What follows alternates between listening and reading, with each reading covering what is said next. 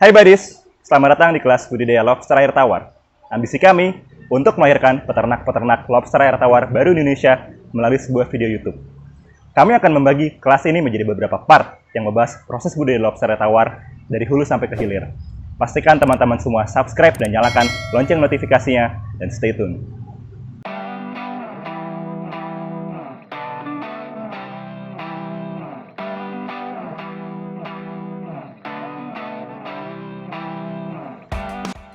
Pada episode kali ini, saya akan membahas latar belakang agribisnis secara general terlebih dahulu.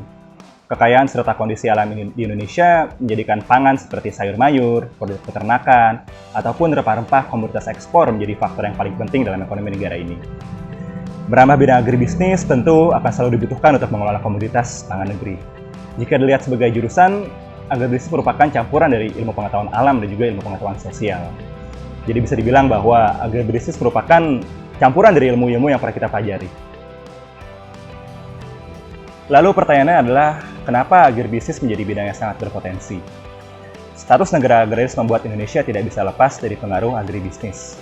Alasan lain juga, agribisnis merupakan bidang yang sifatnya recurring production, yang maksudnya adalah produksi komoditas yang terus berulang, terutama untuk komoditas hewan. Sederhananya, kalian cukup membeli benih, membesarkan, mengawinkan, memproduksi benih, membesarkan kembali, dan seterusnya. Lalu, selanjutnya, siapa saja pelaku agribisnis? Di Indonesia, kita mengenal pelaku agribisnis sebagai seorang petani atau ada juga yang bilang sebagai peternak. Pada tahun 2020, menurut data dari Badan Pusat Statistik atau BPS, sudah ada sekitar 33,4 juta atau sekitar 12% dari total penduduk Indonesia yang berprofesi sebagai petani. Faktor geografis di Indonesia yang beriklim tropis memberikan keuntungan yang baik untuk para petani atau peternak hewan dalam mengembangkan bisnisnya. Selanjutnya saya akan membahas ruang lingkup agribisnis yang meliputi beberapa aspek. Yang pertama adalah bercocok tanam.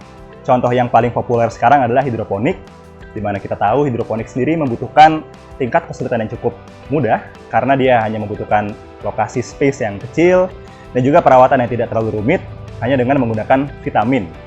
Yang kedua adalah usaha komoditas hewan, seperti benih, benur, siap konsumsi, sampai indukan, dengan contoh adalah budidaya lobster air tawar, budidaya ikan nila, ikan lele, ayam, ataupun bentuk-bentuk budidaya lain yang sering kita dapati dalam kehidupan kita sehari-hari. Dan yang ketiga adalah produksi makanan ternak, dengan memformulasikan campuran-campuran yang baik seperti protein, ataupun bahan-bahan bergizi lainnya yang pastinya baik untuk gizi bagi ternaknya sendiri. Dan yang terakhir adalah wisata edukasi pertanian yang menjadikan lokasi atau site dari agribisnis jadi tempat hiburan bagi masyarakat.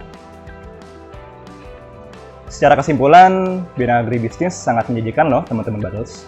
Melihat keuntungan lokasi Indonesia dengan iklim tropis, peluang permintaan besar, dan masih dapat dikembangkan. Dan kami dari Badel sedang berfokus pada salah satu komoditas hewan yang menarik untuk dikembangkan di Indonesia, yaitu lobster air tawar. Pengen tahu? Tunggu episode selanjutnya di serial Bukademi.